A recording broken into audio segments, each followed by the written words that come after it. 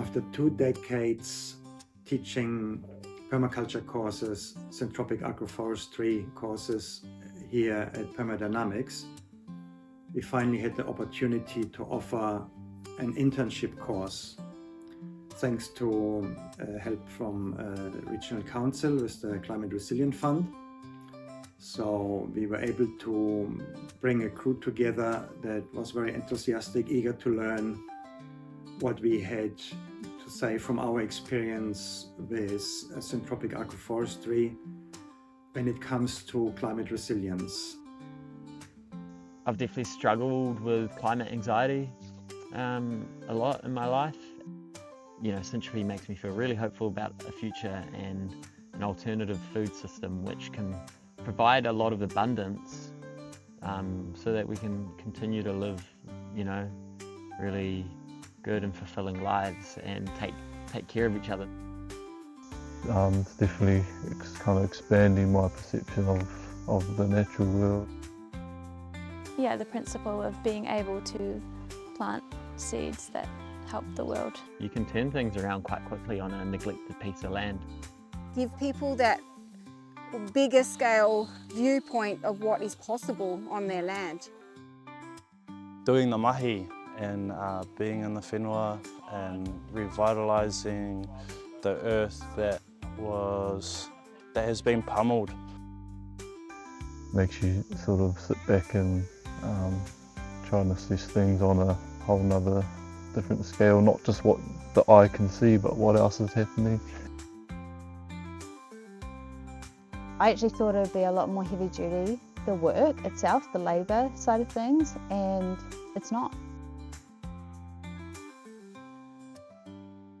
Having the skills and expertise of the whole PermaDynamics team, they're constantly feeding you input and direction on all the nuances that you face.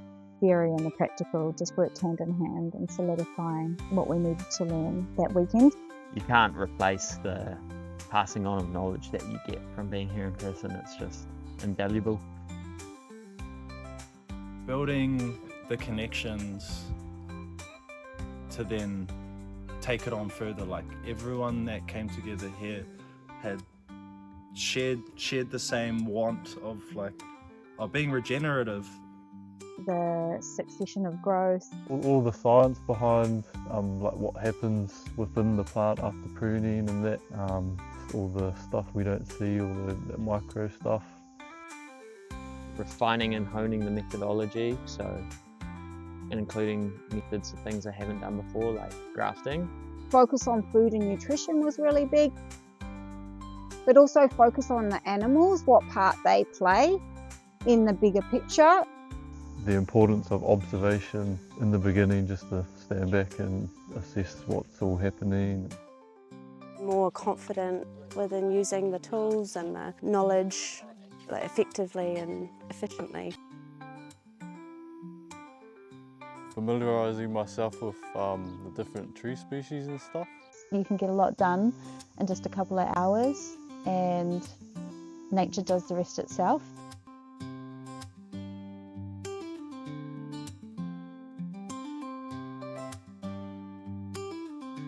Like, you know, we pruned gorse, which just cracked me up at the time. But it just made me realise that, you know, you can just get started from anywhere, basically. And you can have a weedy, gorsey patch of land. And with the right tools and the right approach, you can turn that into something quite special.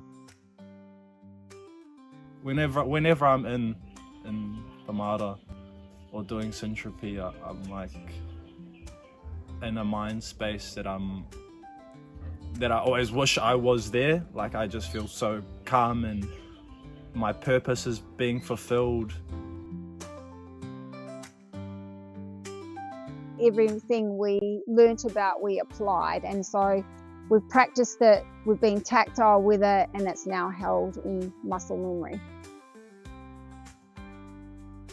Dedicated learning, 1 week in a month, over the course of 9 months, just allowed a lot of practical skills to be reinforced and constantly embedded into your skill set.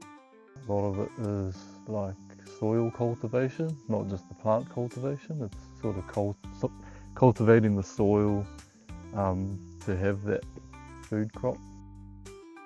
There's a lot of joy and fun here as well. We have a really good time.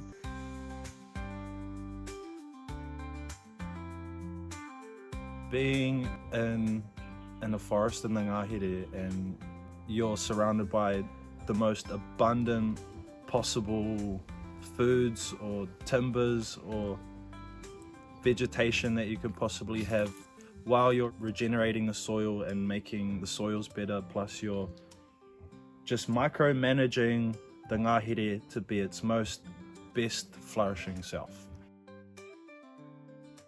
It's a really joyful way to grow food. It just feels really natural. You're not hunched over picking weeds out of the ground all day. You're kind of standing upright, you're climbing, you're using machetes. Like, it's a very functional and active way of growing food. Feel really recharged at the end of the weekend. Yeah, actually like feeling it in my body and understanding how to use those tools effectively. And I can see risks a lot easier. Never been up a tree that high and had to prune, so that was a new one for me, but it's not as hard as you think. It was great to get more experience with the climbing gear, and we had some great instruction with that and proper safe techniques. You have the opportunity to observe some of these more mature systems and seeing what sort of species have stood the test of time, sort of thing, and just hearing from you guys about what worked and what didn't, and sort of you guys saying, oh, I wish I would have planted more of this and maybe done this differently. I think that was a really good insight to have. Working with nature in the way that nature intends.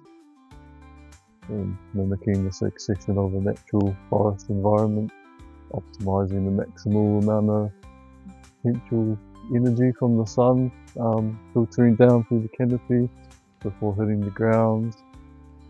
Getting all that biomass down on the ground where it's needed. It's starting to build the sponge. And guiding it to basically encourage the undergrowth to come forth and be fruitful. You know, what plants could be included because they're part of the nutrition, your perennial diet that you're working towards. Tool preparation was really good, really important to do that. That sets your foundation for the entire learning journey, is having the right tools and the right kit. So it's really good that we were resourced so well to do the course. Over the time, we also trained on using that software that PermaDynamics created, SAP, the tool that we gave them to identify plants and its management requirements. They became part of our online learning platform as well. We read landscape, we read succession, and we led our interns to understanding what the situation requires. So we worked in all sort of different settings and got them to understand what these different scenarios required for management. Of course, people have to have the desire to grow their food, and it's like, why are we doing it? As global food system pressures increase and the price of food increases more, I think we're already seeing that, you know, the cost of living crisis, people are starting to take growing their own food more seriously, and I think if those pressures continue to rise, I think Syntropy will just be increasingly recognised. Building the soil, we're feeding the microbes. I just don't really see how Northland can really achieve resilience without Syntropy. Nutrient density. I think a lot of our sort of standard crops these days are depleted of a lot of the vital nutrients within the food. All the sort of pesticides and stuff that go into it is depleting the soil, so we're getting more loss of nutrients. Our unhealthy eating creates such a reliance on big corporations to, essentially feed us, and they are just taking so much from the land and not restoring it and creating a long-lasting environment for our young ones to grow up in.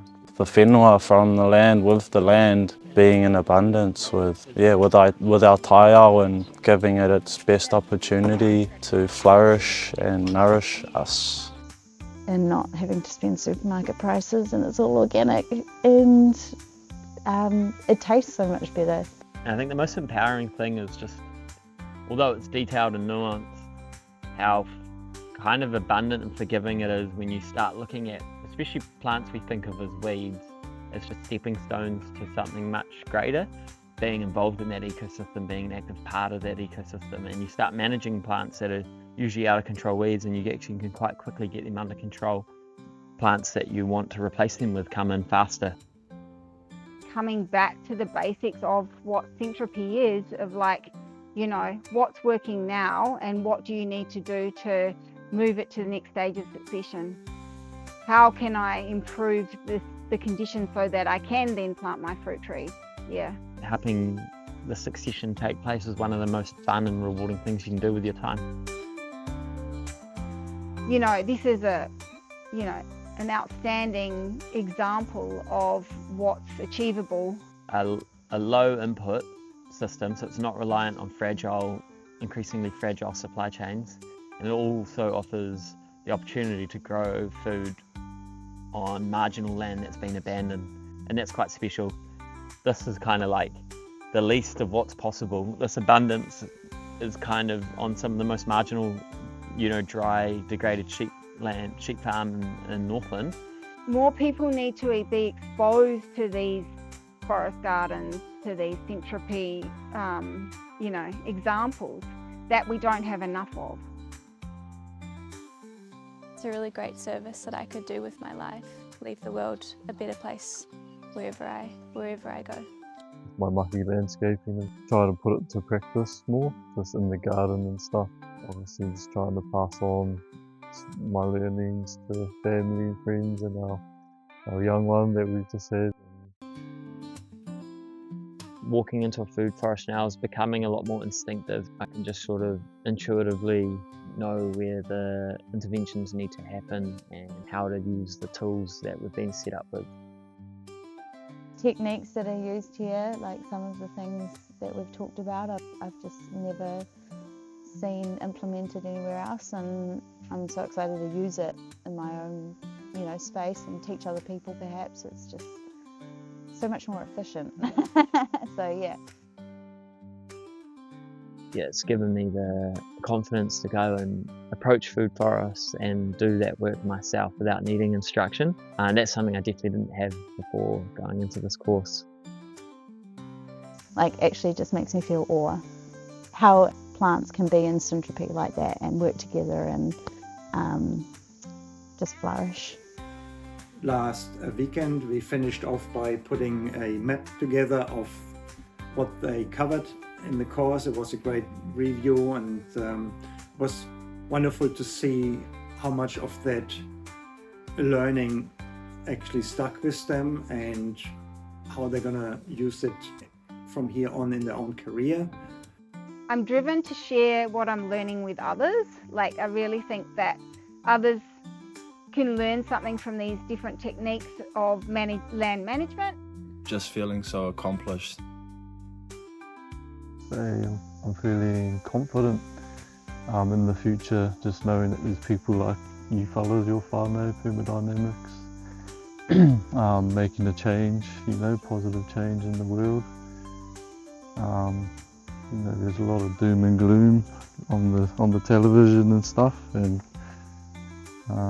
it's just good knowing that there's people out there on the other side of the doom and gloom, sort of fighting for abundant systems like this.